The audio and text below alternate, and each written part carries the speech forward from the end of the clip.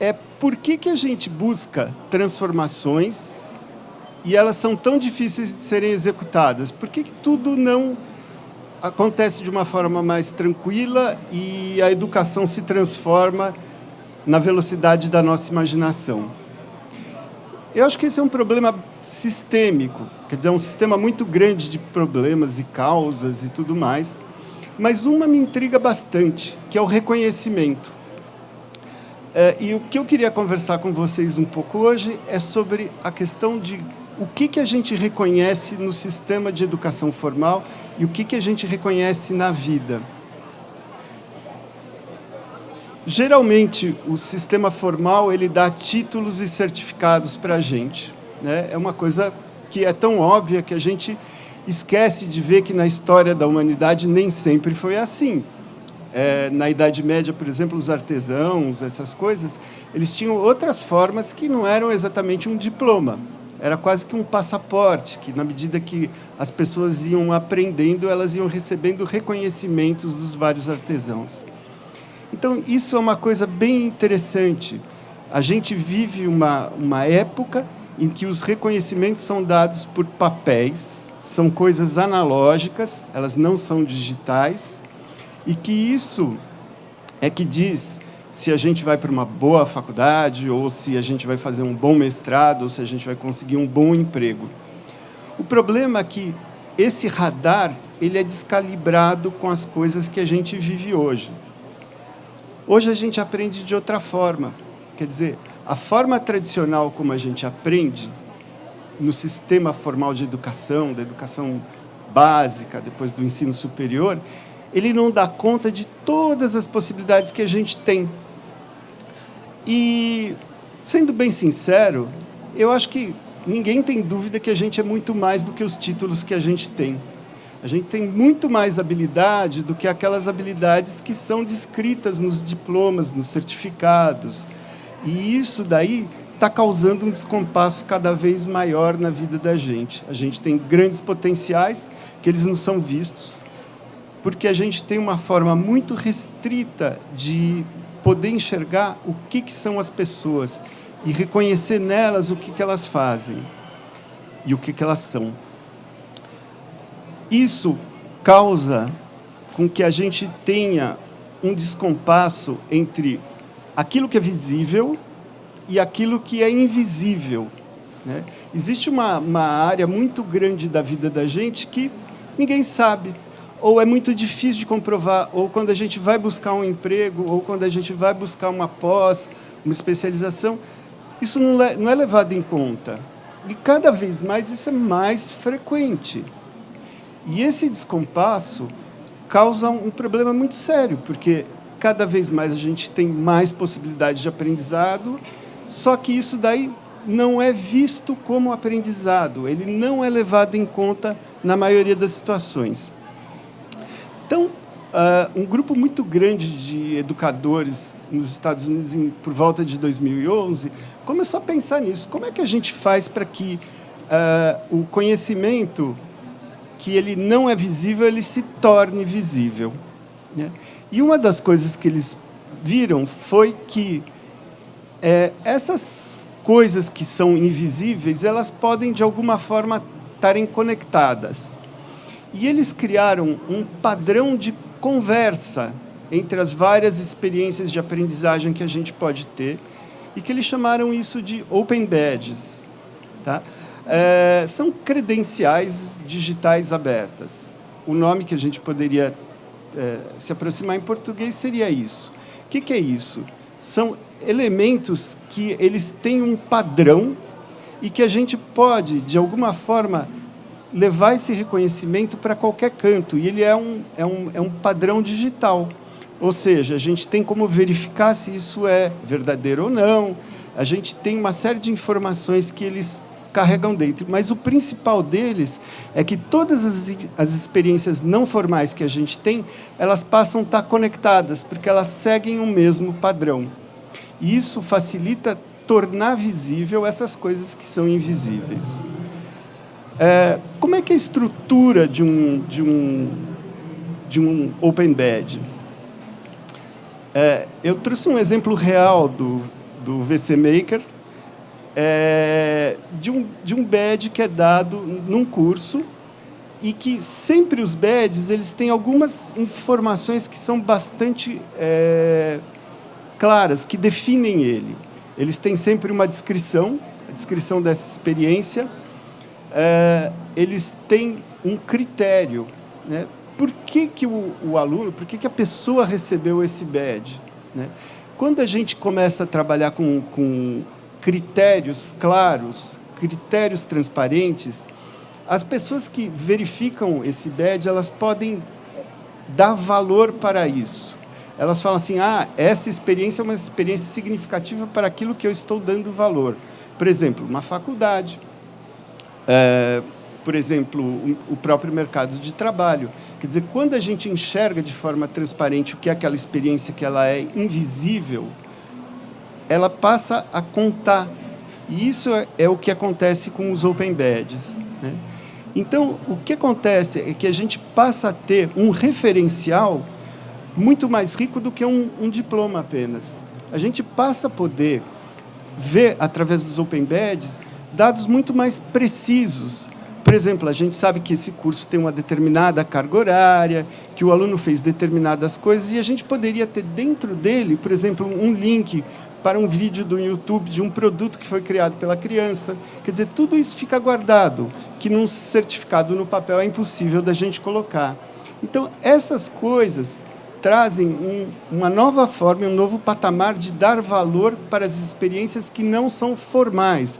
Elas não estão formalizadas no sistema escolar ou no sistema educacional como um todo, mas fazem parte da nossa vida. E qual que é o valor? Porque se isso daí não tem valor, não tem valor. Um diploma a gente sabe que tem valor.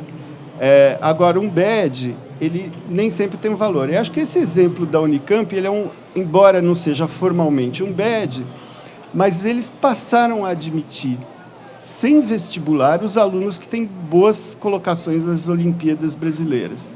Então, esse ano entraram alguns alunos na Unicamp, sem vestibular, porque eles eram os primeiros colocados na Olimpíada de Robótica. Então, você começa a dar valor para aquilo que não é formal. E mostra para as pessoas de que esse conhecimento que a gente adquire ao longo da vida, ele sim vale. E essa é a transformação toda que a gente tem. Agora, essa questão toda do badge, ela não é apenas a gente distribuir esse pequeno certificado digital, essa credencial digital. Ele é muito mais que isso. Na verdade, a gente passa a ter uma sacola dessas credenciais digitais. O aluno, as pessoas passam a ter uma coleção delas. Muito mais que uma coleção, a gente chama ela de mochila, né? É uma mochila que a gente vai, ao longo da vida, ganhando badges, e esses badges eles podem ser classificados em coleções. Essas coleções elas podem ter uma série de características. Eu posso expor, eu posso não expor elas, eu posso separar uma para uma determinada vaga de trabalho que eu estou querendo, ou para um curso de pós que eu pretendo fazer. Então, essas coleções dão vida para os badges. A gente começa a mostrar uma trilha, um caminho de aprendizagem que só pelo diploma a gente não enxerga. A gente começa a enxergar valores nas pessoas, a gente começa a enxergar uma série de outras coisas.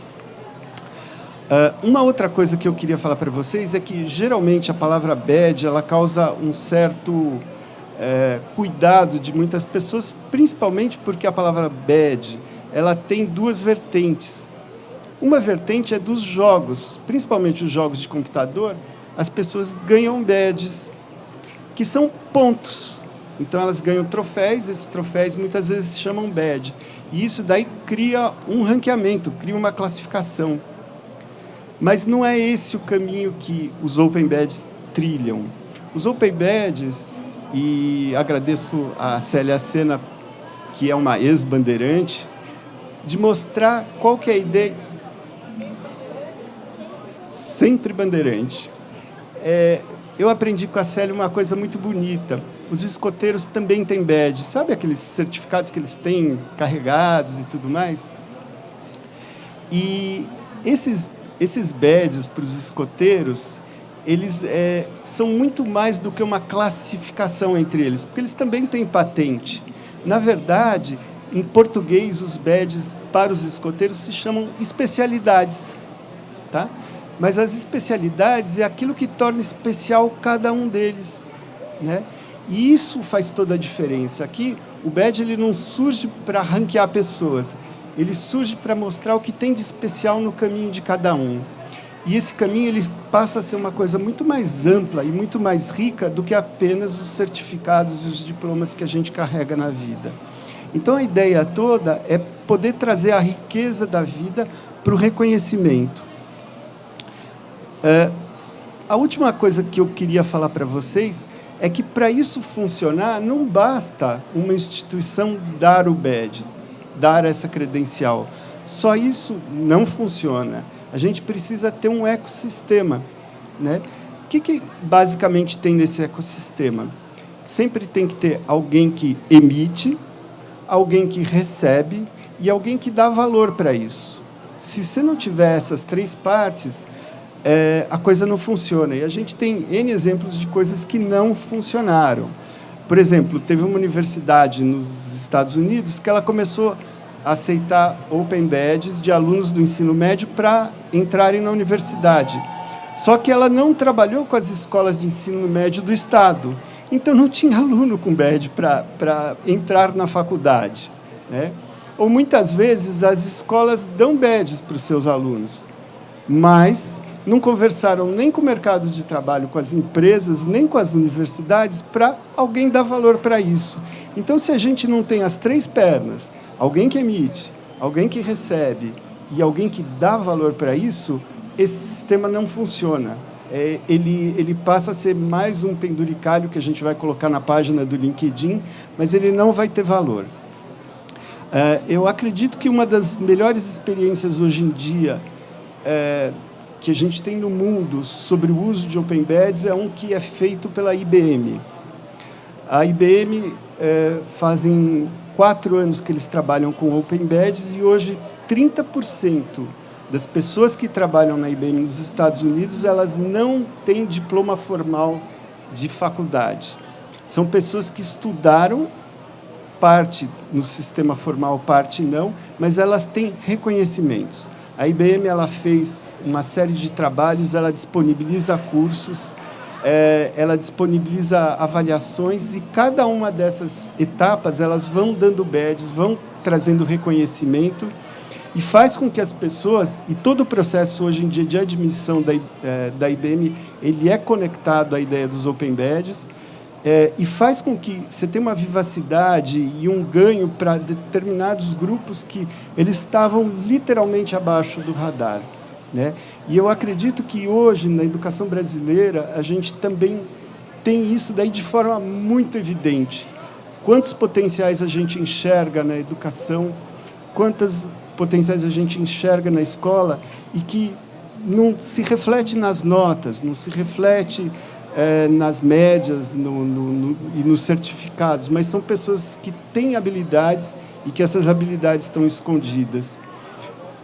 Então, eu acredito que se a gente começar a pensar em formas alternativas de credenciais, de reconhecimento, a gente passa a ter uma sociedade um pouco mais adaptada e viva aos tempos de hoje.